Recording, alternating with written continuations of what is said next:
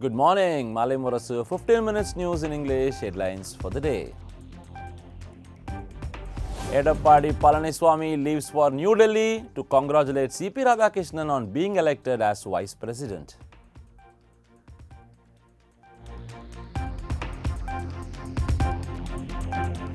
EPS rejects re-induction of ousted AIDMK leaders, says no plan to meet Amit Shah in New Delhi.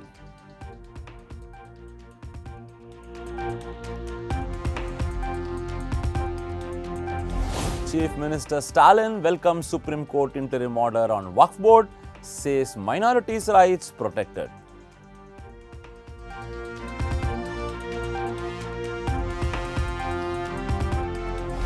Income tax filing return deadline extended by 1 day till today.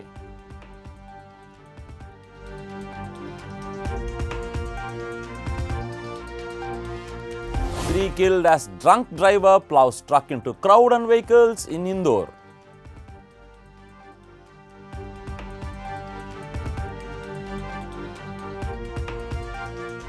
Handshake row, Pakistan appeals to Asian Cricket Council against Team India's act, threatens to boycott ongoing Asia Cup.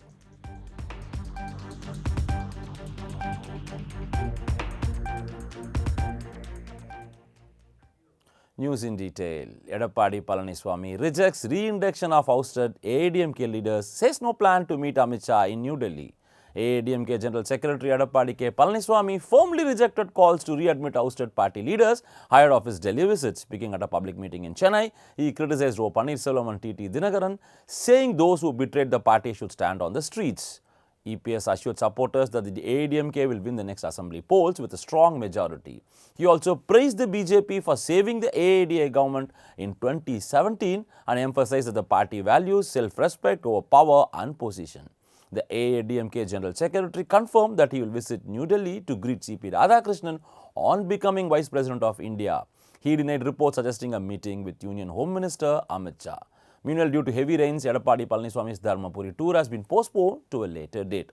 With his statement yesterday, he has clearly shut the door on ousted leaders, asserting that no one can threaten AIDMK ahead of the 2026 assembly polls.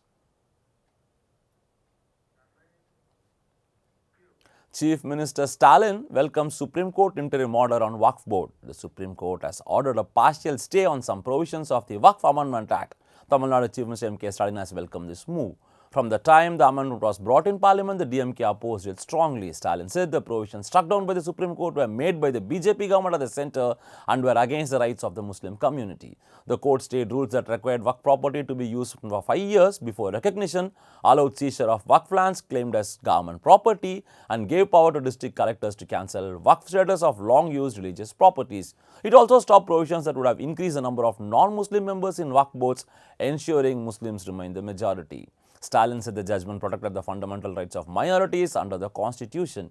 He also recalled that the Tamil Nadu Assembly had already passed a resolution urging the centre to withdraw the act immediately. New politicians always criticize DMK to get recognized, says Kanimoli.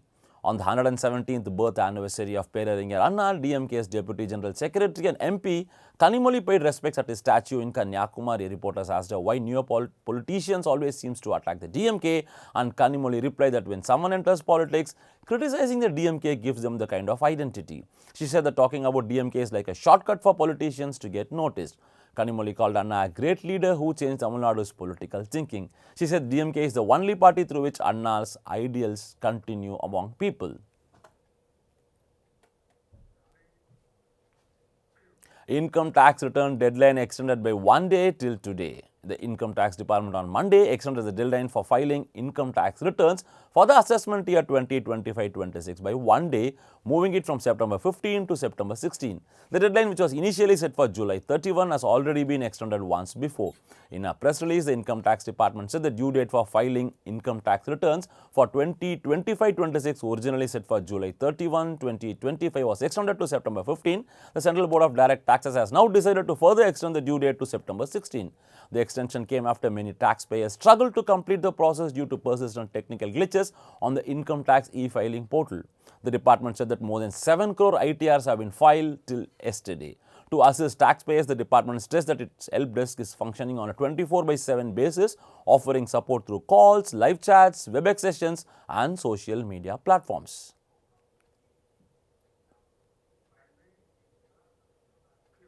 Three killed as drunk driver plows truck into crowd and vehicles in Indore.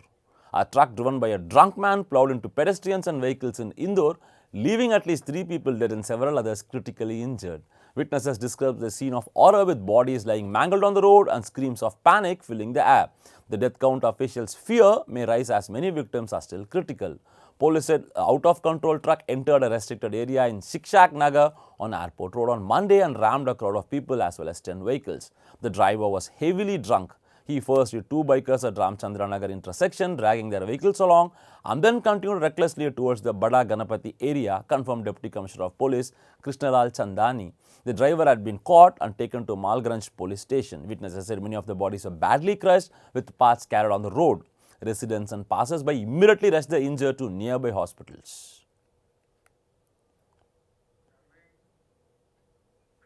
US-China meeting went well, TikTok deal possible, says Trump. US President Donald Trump said on his social media that meeting between US and Chinese officials went very well.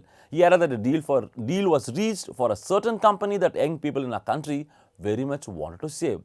Trump's comment hints that the company is TikTok, the popular social media platform owned by Chinese firm ByteDance.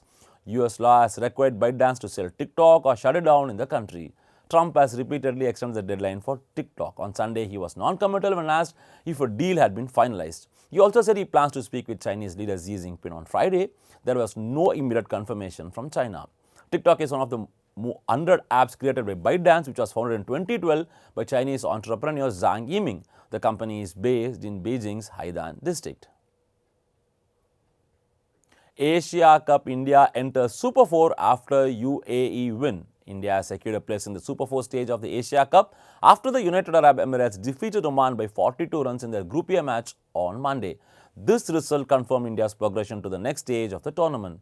In the match, UAE captain Mohammad Wasim played a crucial innings, scoring 69 of 54 balls. His steady performance, supported by opener Sharafu, who made 51 of 38 balls, helped UAE set a competitive total of 172 for 5 in 20 overs. Oman struggled to chase the target and were bowled out for 130 in just 18.4 overs. Early wickets by Siddiq and two key dismissals by left-arm spinner Haider Ali, who took 2 for 22, left Oman in trouble, reducing them to 50 for 5 in just 7 overs.